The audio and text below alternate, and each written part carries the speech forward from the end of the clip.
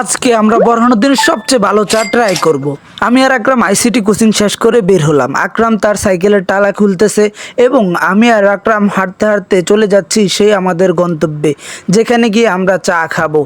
আর এই রোডটা হচ্ছে পৌরসভার পিছনের রোড, যে রোডটা বর্তমানে ঠিক করা হইতেছে নতুন করে।